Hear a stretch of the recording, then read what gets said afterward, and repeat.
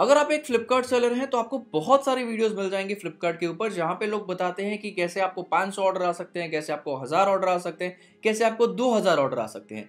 लेकिन दिक्कत क्या है मालूम है? लोग अपने ऑर्डर्स तो ले आते हैं लेकिन उनको एट द एंड लॉस होता है, क्योंकि उनको समझ में नहीं आता कि एग्जैक्टली करना क्या है और कौन सी मिस्टेक्स है जो कि अवॉइड करनी है। दोस्तों, आज के वीडियो में हम बात करने वाले हैं 5 ऐसी मिस्टेक्स के बारे में जो कि जनरली लोग फ्लिपकार्ट पे करते हैं और जिनकी वजह से उनको बहुत सारा लॉस होता है। तो अगर आप इन मिस्टेक्स को अवॉइड करना चाहते हैं, अगर आप इसके बारे में जानना चाहते हैं और लॉस से बचना चाहते हैं, तो ये वीडियो आपके लिए बहुत ही ज़्यादा इंपॉर्टेंट होने वाली है। तो बिल्कुल भी स्किप मत करना, हर एक चीज़ को डिटेल में सुनना, समझना और उसको अप्लाई करना, ताकि आप इन मिस्टेक्स को अवॉइड कर सको। अगर आप ऐसे और वीडियोस देखना चाहते हो, सक्सेसफुल बनना चाहते हो, तो अभी जाइए चैनल को सब्सक्राइब करिए। तो चलिए शुरू करते हैं।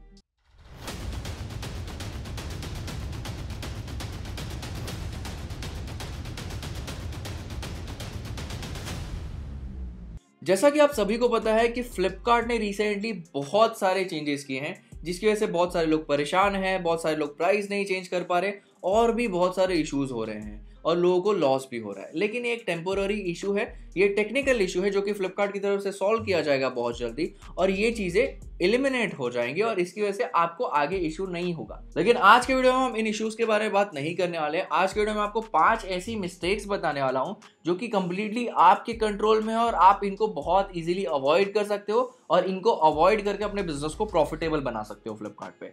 तो टाइम बिल्कुल भी वेस्ट नहीं करते, स्टार्ट करते हैं मिस्टेक नंबर 1 से। दोस्तों, हमारी जो पहली मिस्टेक है और जो कि बहुत सारे ऑलमोस्ट 90% लोग करते हैं, वह है हमारी लिस्टिंग। फ्लिपकार्ट पे लिस्टिंग आपके बिजनेस का बहुत ही ज़्यादा इंपॉर्टेंट पार्ट होता है और लोग इसको बहुत लाइटली लेते हैं। लोगों को लगता है कि हाँ, बस हमने बेसिक डिटेल्स डाल दी हैं, हमने इमेजेस 2-3 डाल दिए और हमारा लिस्टिंग का जो पार्ट है वो खत्म हो चुका है। बट ऐसा बिल्कुल भी नहीं होता। लिस्टिंग से ही आपके प्रोडक्ट बिकने वाले हैं, लिस्टिंग से ही कस्टमर को समझने वाला है कि आप एग्जैक्टली बेच क्या रहे हो, कैसा बेच रहे हो। तो लिस्टिंग बहुत ही ज़्यादा इंपॉर्टेंट है और ये चीज़ें अब मैं आपको कैसे बताऊँ, ये चीज़ बहुत सारे लोग करना नहीं चाहते, बट ये मिस्टेक होती है कि लोग लिस्टिंग करते हैं और काफ़ी अच्छे तरीके से भी करते हैं कई बार। बट फ्लिपकार्ट के बैकएंड की तरफ से होता ये है कि लिस्टिंग का पूरा डेटा जो है वो इरेज कर दिया जाता है और ये आपको कभी भी नहीं पता चलेगा कि आपका डेटा इरेज है या फिर नहीं है। आपको उस कैटलॉग के अंदर जाना पड़ेगा और चेक करना पड़ेगा कि आपने जो डिटेल्स डाले थे, क्या अभी भी वो डिटेल्स आपके कैटलॉग में है कि नहीं। ये दिक्कत बहुत सारे अकाउंट में होती है, हमारे अकाउंट में भी होती है, बहुत सारे हमारे पास सेलर है उनके अकाउंट में भी होती है और बहुत सारे लोग मुझे कंप्लेन भी करते हैं कि सर हमने सारा डिस्क्रिप्शन डाला हुआ था, की फीचर्स डाले हुए थे, कीवर्ड्स डाले हुए थे और अभी हम जब जाके अपनी लिस्टिंग देख रहे हैं तो वहाँ पे हमें कुछ भी नहीं दिख रहा, सारा का सारा डेटा जो हमारा इरेज कर दिया गया है। तो इसके लिए आपको 2 चीज़ें करनी है। सबसे पहली चीज़, जब भी आप फर्स्ट टाइम लिस्टिंग कर रहे हो तो पहले तो ये देख लो कि जब भी आप जो भी चीज़ें कर रहे हो, आप फोटोज अच्छे से डालो और ट्राई करो कि 4 से 5 एटलीस्ट इमेजेस डालो अपने प्रोडक्ट के। बहुत सारे लोग क्या करते हैं, सिंगल इमेज डालते हैं और सोचते हैं कि हाँ, हमने एक इमेज अच्छी डाल दी है तो चल जाएगा, बट ऐसा नहीं होता। कभी भी कोई कस्टमर जब आपकी लिस्टिंग को देखता है तो उसको ये चाहिए होता है कि कम से कम 3 से 4 फोटोज आप डालो ताकि वो प्रोडक्ट को हर एंगल से देख पाए, उसको समझ पाए। तो इसके लिए ट्राई करो कि आप कम से कम 3 से 4 या एटलीस्ट 5 इमेज डालो ताकि आपकी जो लिस्टिंग है उसके फोटोज अच्छे दिखे और कस्टमर उसकी तरफ अट्रैक्ट हो। दूसरी चीज़ क्या है, टाइटल। टाइटल लोगों को बनाने नहीं आता। मुझे समझ में आता है इतना ज़्यादा डिफिकल्ट क्या है टाइटल बनाने में। टाइटल बनाना बहुत सिंपल है, आप बहुत इजीली टाइटल बना सकते हो और वहाँ पे जब भी आप लिस्टिंग करते हो तो ऊपर प्रीव्यू टाइटल का ऑप्शन आता है, तो आप प्रीव्यू टाइटल करके सबसे पहले चेक कर लीजिए कि आप जो बताना चाहते हो टाइटल में वो प्रॉपरली कन्वे हो रहा है कि नहीं।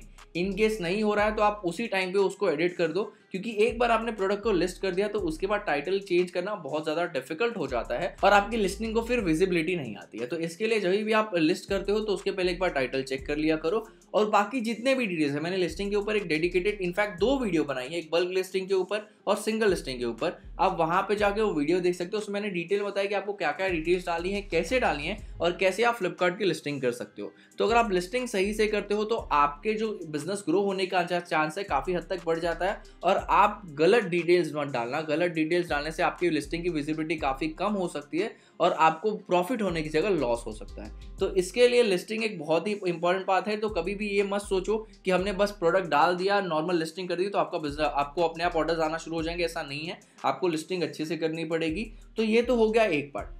दूसरी चीज़ आपको क्या करनी है मालूम है कि जब भी आप लिस्ट करते हो तो हर बार, मैं ये नहीं बोल रहा कि रोज चेक करो, बट एटलीस्ट ट्राई करो वीकली या 2 वीक में एक बार जो भी आपके टॉप सेलिंग प्रोडक्ट्स है, अगर उनके सेल्स में कुछ भी डिफरेंस आ रहा है या फिर कुछ भी दिक्कत आ रही है तो आप क्या करो, उस लिस्टिंग को अंदर जाके चेक करो कि आपने जो डिटेल्स डाले थे क्या अभी भी वो डिटेल्स वैसे के वैसे है कि नहीं।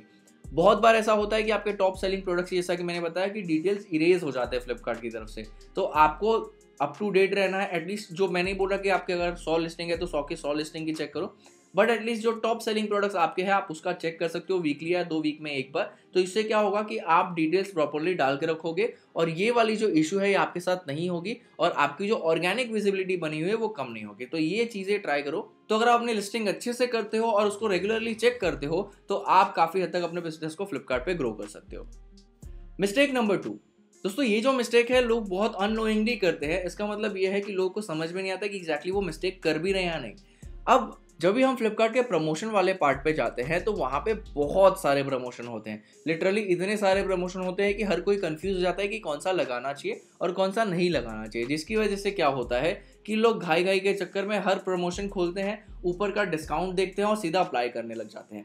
अब फ्लिपकार्ट की तरफ से भी ये मिस्टेक है और आपकी तरफ से भी ये मिस्टेक है कि कभी कभी क्या होता है कि जब फ्लिपकार्ट के आप प्रमोशन में जाओगे तो वहाँ पे 30 रुपीज़ ऑफ लिखा रहता है, बट जब आप नीचे उसका डिस्क्रिप्शन पढ़ोगे तो 30% ऑफ लिखा होता है। अब बहुत सारे लोगों को लगता है कि यार 30 रुपीज़ का ही डिस्काउंट लगने वाला है तो हम फटाफट इसको अप्लाई कर देते हैं। अब जब वो अप्लाई कर देते हैं और जब वो प्रमोशन चालू होता है तो पता ये लगता है कि वो 30 रुपीज़ नहीं 30% था। इसके लिए जब भी आप प्रमोशन अप्लाई करने जाते हो तो खाली उसका टाइटल मत पढ़ो, नीचे उसका डिस्क्रिप्शन भी पढ़ो ताकि आपको प्रमोशन सही से समझ में आए और आप उसको सही प्रोडक्ट से ऊपर अप्लाई कर सको। वरना क्या होगा कि आप 30 रुपये सोच के 30% प्रमोशन लगा के बैठ जाओगे और आपको लगेगा कि हाँ बहुत सारे ऑर्डर्स आ रहे हैं और जब आप पता करने जाओगे तो आपको पूरा लॉस हो गया रहेगा। तो इसके लिए जब भी आप प्रमोशन लगाते हो तो उसको प्रॉपरली चेक कर लिया करो, चाहे वो किसी भी टाइप का प्रमोशन हो, एक बार उसका डिस्क्रिप्शन पढ़ लिया करो, उसके बाद ही प्रमोशन लगाया करो।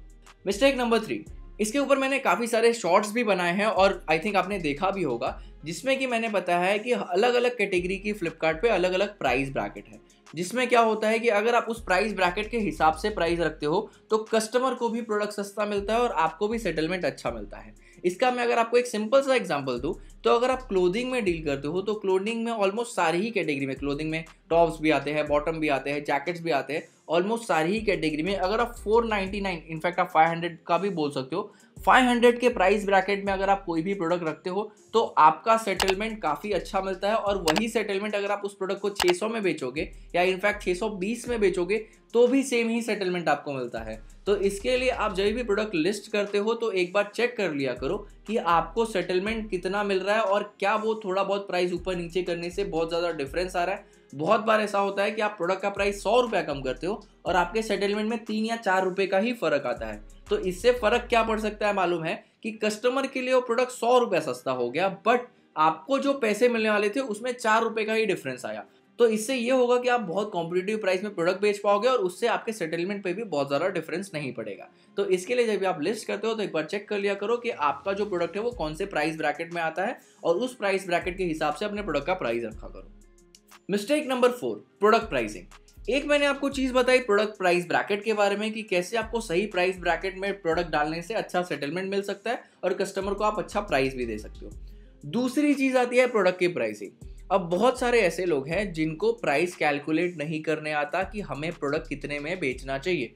अब मैं आपको ये नहीं बोल रहा कि आप बहुत ज़्यादा प्रॉफिट डाल दो और बहुत ज़्यादा मार्जिन रख लो तो आप अच्छा है, क्योंकि देखो सिंपल सा लॉजिक है, आपको कॉम्पिटिटिव भी रहना ज़रूरी है। अगर आप सोचोगे कि कोई जो चीज़ है वो 200 में मार्केट में बिक रही है और आप उसको 500 में बेचने जाओगे तो वो नहीं बिकेगी, चाहे आप उसके ऊपर कितना भी एड्स लगा लो, कितना भी प्रमोशन चला लो, क्योंकि सिंपल सा लॉजिक है, एज अ कस्टमर मैं देखूंगा कि मुझे कौन सा प्रोडक्ट मेरे लिए फिजिबल है, कौन सा प्रोडक्ट मेरे लिए अफोर्डेबल है, क्योंकि एट द एंड लास्ट में प्राइस ही आ जाता है। अगर आप भी सेम ही प्रोडक्ट बेच रहे हो और आप बोलोगे कि नहीं मुझे 200 नहीं 500 में बेचना है तो वो प्रोडक्ट नहीं बिकने वाला है। तो इसके लिए प्राइस कॉम्पिटिटिव होना ज़रूरी है, लेकिन साथ साथ में आपको ये भी देखना है कि जो आपने प्राइस रखी है वो कॉम्पिटिटिव होने के साथ साथ आपको प्रॉफिटेबल भी होनी चाहिए।